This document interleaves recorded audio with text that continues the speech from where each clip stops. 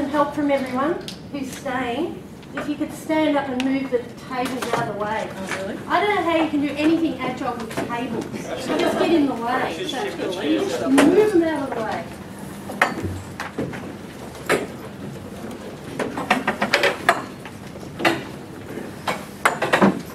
Just so we've got a bit of a space in the middle to sort of connect a bit. Do you want the chairs? You can have a chair. So nice, generous. I know that. I'm good at that.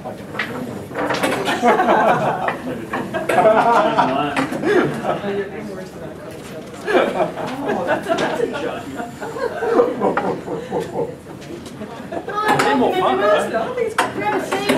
Grab a fuzzy. Let's get started on collaboration.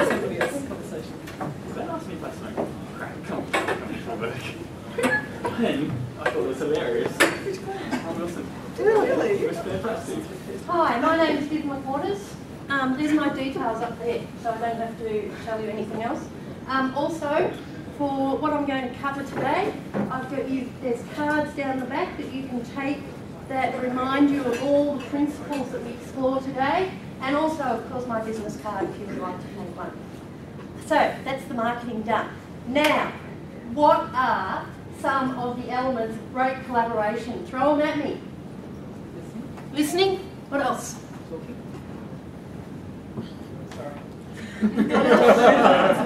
Sharing? environments. Sorry, what was that one? Supportive environments. Supportive environments. Challenging. Respect. Challenging. Courage. Respect. Courage. Better ideas. Better ideas. Feedback. Feedback. Compromise. Compromise. Mistakes. Mistakes. Trust. Trust. Results. Results. Anything else? Empathy. Empathy. Planning. Planning. Fun. Fun. Hey, that's enough. We haven't got much time. Okay, excellent. Please, on your feet and find yourself a partner. I'm not going to make you do any role play, so you'll be fine. Find yourself a partner. If you don't know, introduce yourself. Say hello. Now, whoever is the tallest person, please come in. Come and join us. Come and join us. Here's the space. Is there anybody without a partner? Please, come and join me. Rob. Viv. Pleased to meet you. Okay, so what we're going to do is the tallest person is going to be A and the shorter person is going to be B. Okay? Job's done? So you're A. Okay. So you're gonna tell me a story about coming here this morning. And it's just a factual story about I got up, had breakfast, got dressed, got on a tram, got wet, blah, blah, blah. B is going to give the storyteller one of two directions only, okay? And one direction might be colour.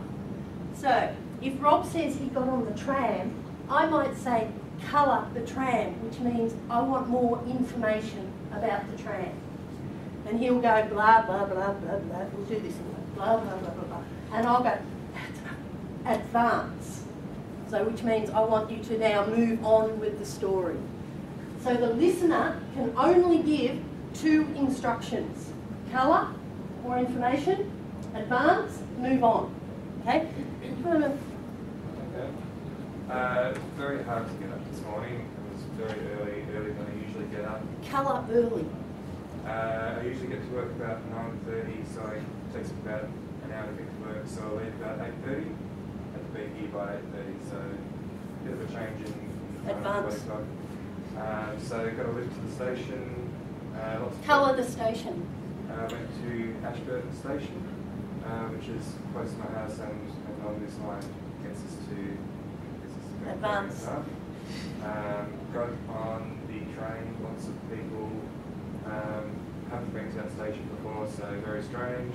Got on the train, took me straight to Benferry, got off the train, walked here in the rain, it's a beautiful day. And then here we are. Okay, excellent, give me a clap. Okay, that's your task. A, telling the story. B, asking for colour advance. Be specific on what you want the person to colour. Just don't say colour. Say colour the train, or colour the scarf, or colour the cyclist, or whatever it is. Okay, go. Do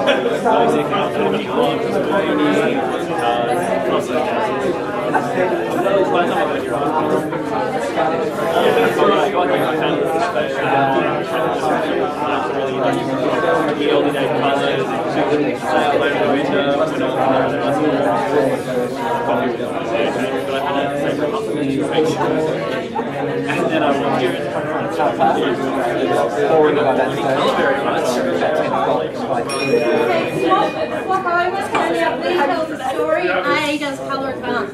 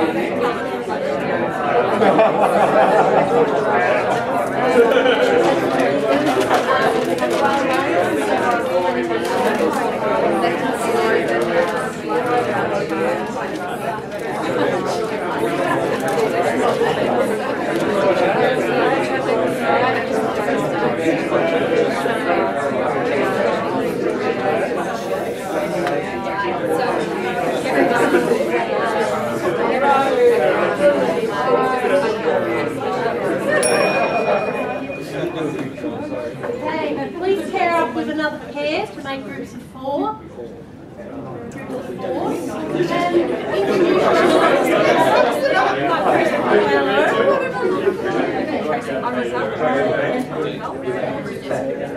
Okay, I'd like you to talk about in your groups of 4 how that instruction, colour advance, changed your storytelling. And what was it like from the perspective of the person offering the instruction? So what did it provide to you as the storyteller, and what did it provide to you as the person giving those instructions? Go. It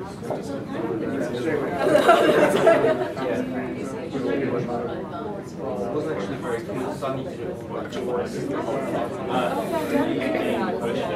allowed me the ability to get more information about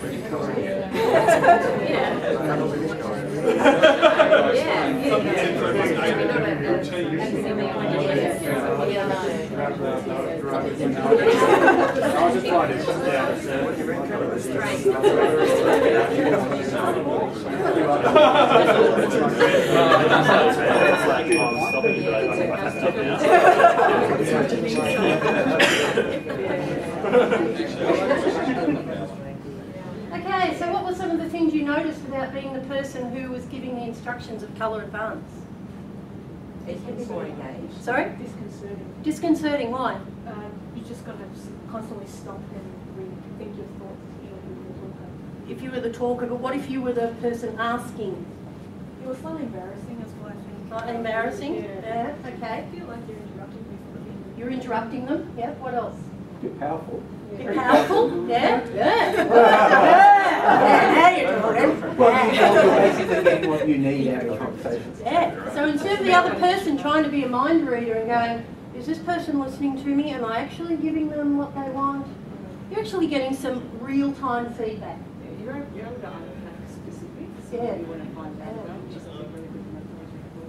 Yeah. Yeah. Other reactions, other. I actually felt awkward. Like I felt like I couldn't ask the question that I wanted to ask because we'd already gone past that. So because the narrative had progressed. Yes. For some reason, I just felt like I'm not allowed to say colour, like something from 4 points Right. earlier. Okay, so you're making up extra rules. Well, it felt like yeah. Yeah. Welcome to the world. Yeah. We make up rules all the time. Oh, I couldn't possibly do that. No. Yeah. That's not what we do in our organisation. No. What else? And it kept me more engaged. I was actively listening more than I normally. Yeah, yeah. Because I was waiting for something that sounded interesting enough to dive into detail on. Yeah. And getting here this morning is a fairly mundane sort of story. So you imagine if somebody was telling you a story about some great new idea they had, and they were going up, and you were saying, "Oh, colour that bit." Like, I'm saying that bit because I don't actually know anything about the work that you do. So, but that doesn't matter. So, colour that bit or advance, move on. The other thing this does is if you've got your standard stories, you stand up, you go and you talk to customers or funders or potential collaborators, and you've got your spiel that you worked really hard at, and after a while it gets a bit sort of like, here it goes again. By having colour advance, you can actually give more information for what the person receiving your information wants. Okay? Nobody uses that. Nobody uses that. They do now. I've been at conferences where people have been standing up there and everyone's gone, advance! It's a great tool. It's also a great innovation tool. If you're in the business of making orange juice and you decide to have mango juice, is that colour or advance?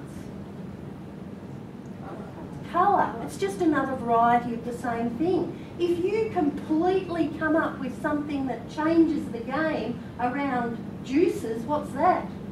Advance. So you can use colour advance. Are we in our business, are we just colouring what we're already doing, or are we advancing? And colour can happen over a period of time. Advance might only happen once every 10 years. So, very useful tool. This is what improvisers do. Improvisers provide help to each other all the time. So instead of me being the person on the stage performing, whether that's doing a presentation, coming up with a new product, developing software, whatever it is, I've got a whole lot of people at my back helping me. And this is what improvisers do, help each other. I'm going to ask you to stand in a circle, which is going to be a little challenge given the shape of the room, but an amoeba-shaped circle would be good.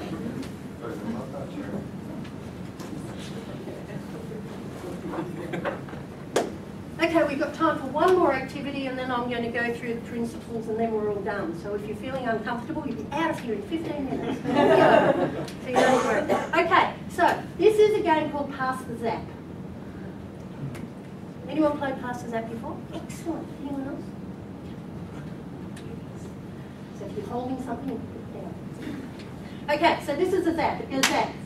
You've got to pass it on. So it's a clap and a zoom and a zap. Zap. Zap. Zap. Zap. Zap. Zap. Zap. Zap. Zap. Zap. Zap. That's sort of okay. What is that? Zap.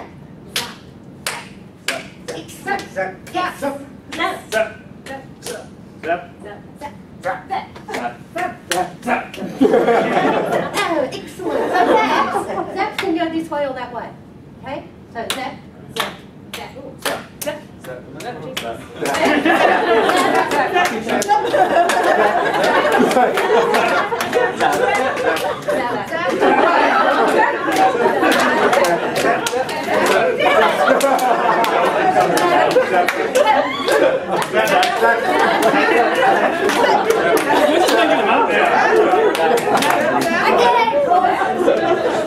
Keep having way too much fun. This is an Agile concept. This is about, what is it? Look.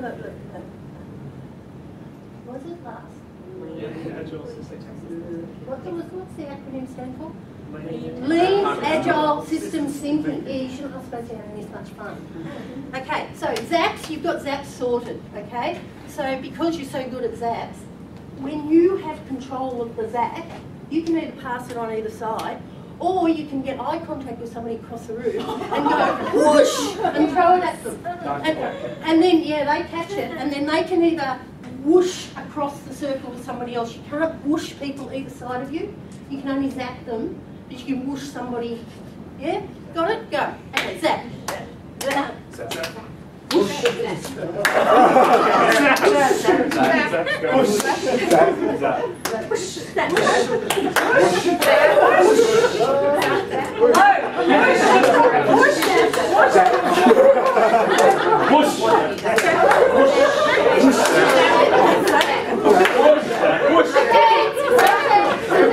Okay, what I want you to do this time is I want you to take responsibility for making sure that the person who is receiving the zap or the whoosh knows that they're getting it.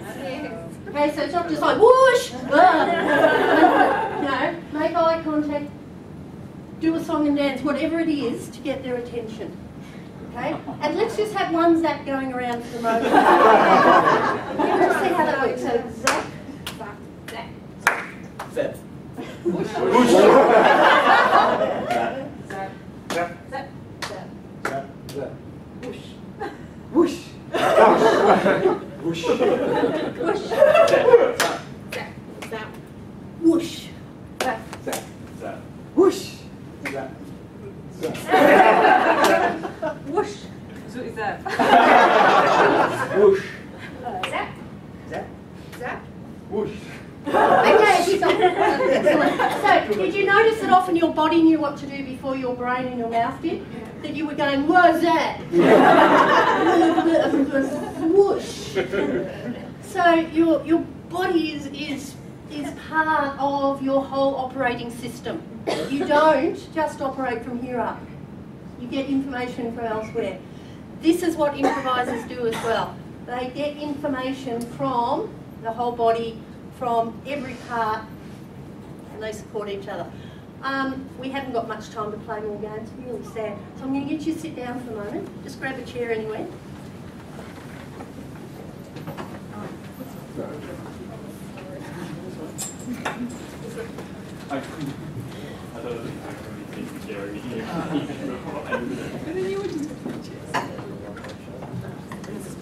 So, in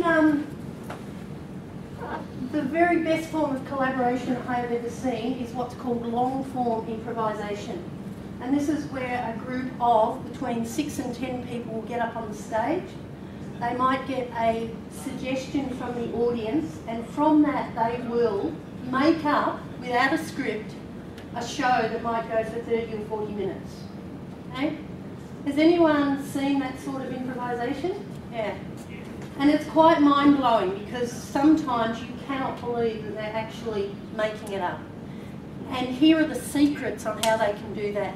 And I think that these secrets are so powerful that they can be used in organisations to help the rest of us not just make up stuff, but support each other and collaborate in ways that are amazing.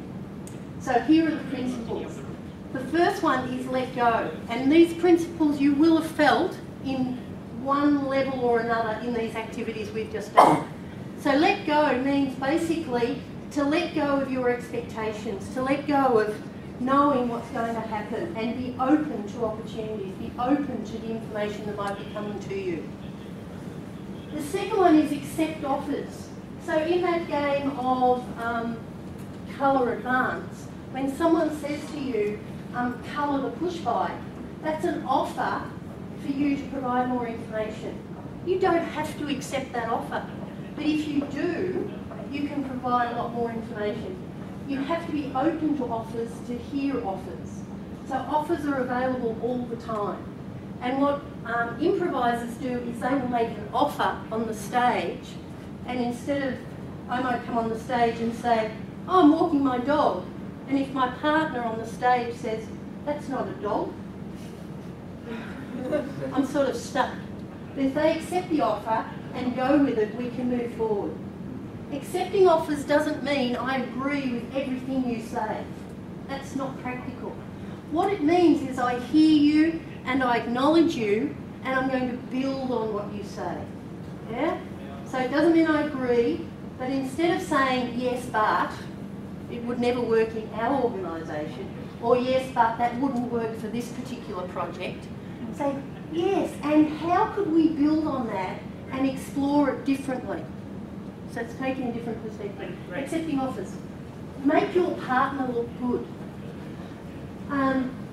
I do a lot of co-facilitation, so I work with groups like this, and my job as a facilitator is basically to make you look good. My job isn't to come and show you up and to show how much I know and how little you know. My job is to say, what do you know? What can I surface from you? My job is to make you look good, and if I'm working with a co-facilitator, we're making each other look good. Commit yourself. You know people who say, well, I might come out for a drink on Saturday night, but you know, I might get a better offer. And commit yourself. What improvisers do is when they come on the stage, they come on the stage. They don't go,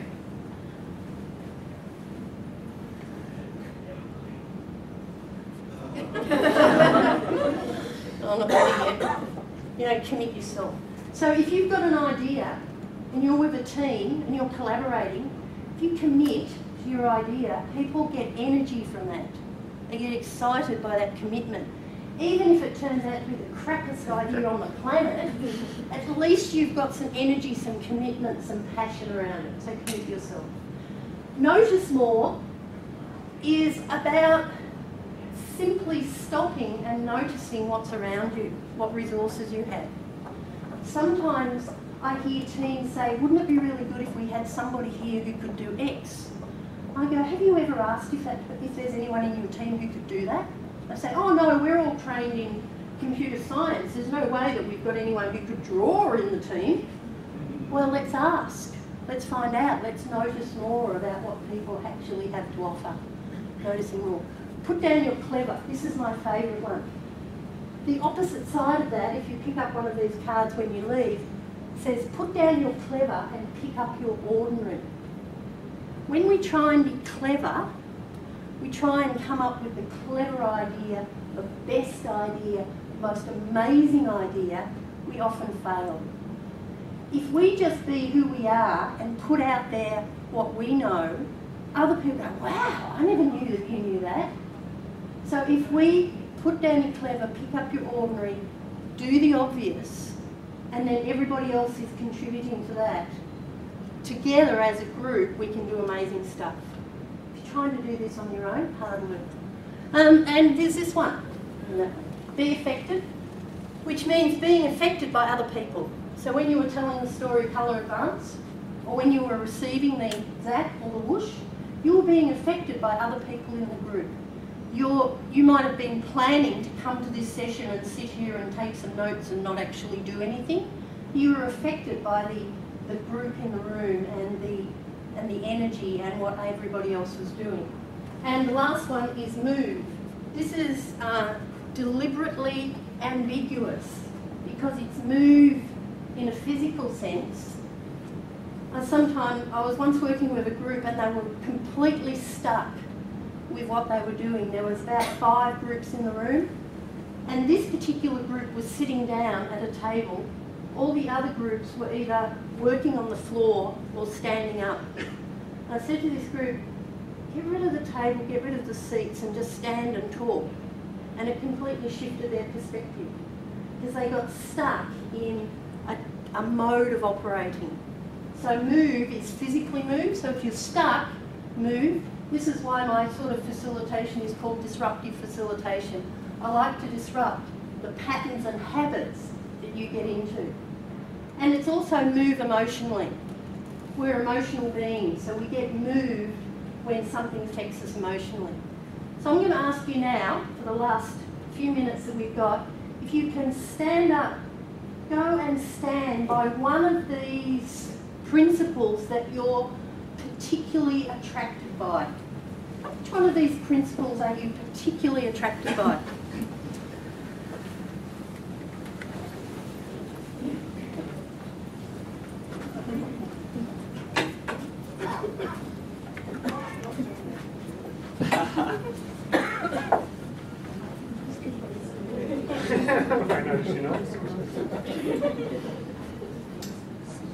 So if you can just turn to the people who you're standing nearby and just talk to each other on why you chose to stand where you did.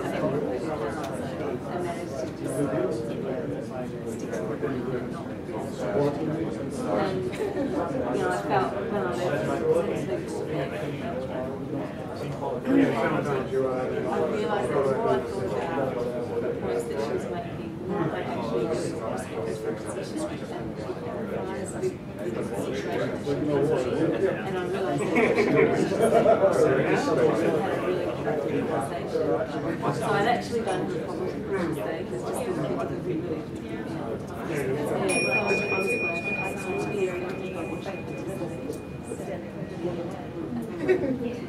Okay, so for me the combination of all of these principles brings me back to what I believe is what I need for when I'm doing something risky, creative, and when I want collaboration is I want somebody who's got my back. And what that means is not only are they supporting me and encouraging me and backing me up, but they're also giving me a little nudge, a little prod to sort of try something a bit different, to get to that sweet spot where I'm at my learning edge. I'm at that point where I feel safe enough to try something new and different, but I don't feel so unsafe that I'm going to, end up being a mess. So that's a lightning introduction to improv, collaboration. I've got your back. Please feel free to take the cards if you would like, and thank you all for coming.